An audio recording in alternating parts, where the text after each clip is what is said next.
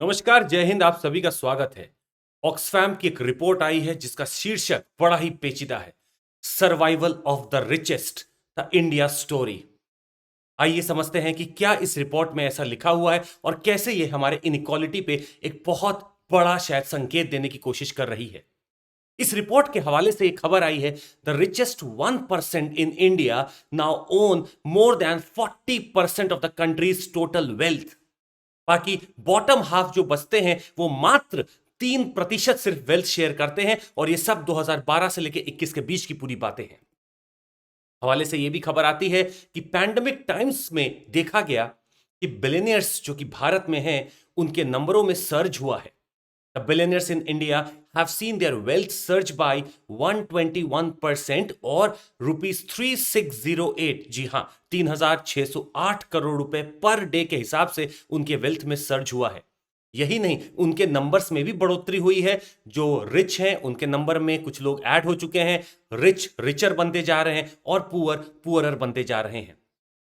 मजेदार बात यह थी कि अगर आप इस रिपोर्ट को पढ़ते तो इसमें लिखा था a one time tax of 5%, मात्र अगर आप 5% टैक्स लगा दें 10 richest billionaires in the country में, that will be more than 1.5 times the funds estimated by the Health and Family Welfare Ministry and the Ministry of Ayush for 2022-23.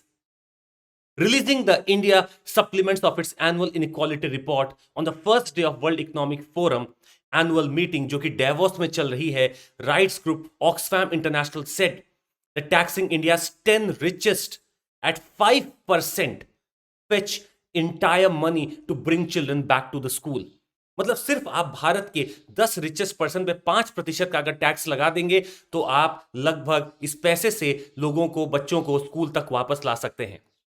इसमें यह भी बात लिखी गई थी, if India's billionaires are taxed once at 2% on their entire wealth, it would support the requirement of 40,000 crore for the nutrition of malnourished in the country for the next 3 years। Gender inequality के ऊपर भी इस report में बहुत कुछ देखने को मिला। This report is actually trying to highlight some of the starking realities in the country. Often said, it is known that it sometimes take a natural disaster to reveal the social disasters। और वाकई में social disaster हमें इस तौर पे दिखता है कि जेंडर इनइक्वालिटी इन इंडिया में इंडिया में इस कदर है कि फीमेल वर्कर्स को सिर्फ 63 पैसे मिलते हैं as compare to the male earning 1 rupee. और ये सिचुएशन और भी खराब हो जाती है जब शेड्यूल कास्ट की बात की जाती है, रूरल वर्कर्स की बात की जाती है, as they earn 55% and half of what the advantaged social groups have earn respectively 2018 से 19 के बीच में।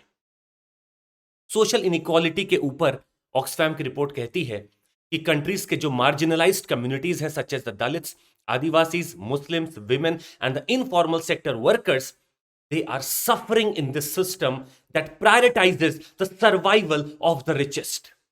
The poor in India are paying disproportionately higher taxes। They're spending more on essential items and services when compared to the rich। That's the regressive taxation system in the country where we are paying proportionately higher taxes। The poor are paying disproportionately higher taxes। इस report से हमें एक और चीज पता चली, the number of hungry Indians has increased to 350 million in 2022 from 190 million in 2018। हाल ही में अगर आप कुछ महीने पहले जाते, एक रिपोर्ट भी आई थी, ग्लोबल हंगर इंडेक्स, जिसमें हमारा स्कोर बहुत बुरी तरह गिर चुका था और हमारी रैंक 107 थी। हमारा कंपैरिजन सूडान, जाम्बिया इन सब के साथ होने लगा था। हालांकि गवर्नमेंट ने इस रिपोर्ट को बिल्कुल गलत करार दिया, पर अगर फिर से एक रिपोर्ट हमारे सामने आ रही है जिसमें 350 मिलियन लोग अगर हंगरी हैं भारत में, तो वाकई में गौर करने की अब जरूरत है। तो wide spread hunger is resulting in 65% of the deaths among children under the age of 5। अब आप खुद समझ सकते हैं, अंडर 5 मोर्टेलिटी रेट में सबसे ज्यादा जो एक पैरामीटर है, एक फैक्टर है, वो है हंगर का। और यहां पे रिचेस्ट जो आप देख रहे थे अभी तक, उनके पास पूरा वेल्थ था, नीचे इतना वेल्थ जा ही नहीं पा रहा that they can afford square meal. आपको यह भी बता दें कि इसने कुछ मेजर्स भी दिए हैं आप इस इमेज में देख रहे होंगे कि बिल्डिंग्स के बगल में कुछ आपको घर दिख रहे होंगे जहां पे लोग रहने की बस कोशिश करते हैं। इस रिपोर्ट के द्वारा कुछ इनइक्वालिटी को कॉम्बैट करने के लिए मेजर्स दिए गए, जैसे कि पहला इन्होंने कहा आप इनहेरिटेंस, प्रॉपर्टी और लैंड टैक्सेस को लगा सकते हैं ताकि इनइक्वालिटी रिड्यूस की जैसा आप रेवेन्यू जो वहां से निकले वो सोशल प्रोग्राम में लगा दें। दूसरा इन्होंने कहा to enhance the budgetary allocation of the health sector to 2.5% of the GDP by 2025। ये खाली बहुत दिनों से बातें चल भी रही हैं, पर ये सिर्फ खाली बातें हैं, ये हो नहीं पाता है। Enhance the budgetary allocation for education to around 6% of GDP. फिर से हमने अपने मेंस के आंसरों में बहुत बार 6% लिखा होगा, पर ये फिर से वही चीज निकल के आ रही है, हो नहीं पा रही, निकल के बस बातें आती हैं। Oxfam has also urged higher taxes on the rich through a combination of measures including one-time solidarity taxes and raising the minimum rates for the wealthiest. Oxfam International has called for food companies that are making large profits as inflation has surged to the face the windfall taxes. अब windfall taxes की अगर आप बात करें तो कुछ ऐसे taxation होते हैं जहां पे आपके बिना कुछ किए ही आपका रेवेन्यू बढ़ने लगता है। जैसे कि ऑयल कंपनीज का प्रॉफिट बढ़ने लगा जब फ्यूल की प्राइसेस बढ़े अचानक से। फूड कंपनीज का प्रॉफिट बढ़ने लगा जब फूड के प्राइसेस बढ़ते हैं। अब यहां पे एक विंडफॉल टैक्स लगाने की बात आती है जिसका आप एक टाइम लगा के कुछ पैसा कमा के सोशल वर्क में लगा सकती है गवर्नमेंट। तो ये गवर्नमेंट का रेवेन्यू बूस्ट कर सकती है, पब्लिक सर्विसेज को मदद कर सकती है। The idea behind this is that companies have benefited from the rising prices of food and other essential and should contribute a fair share to help address poverty and inequality.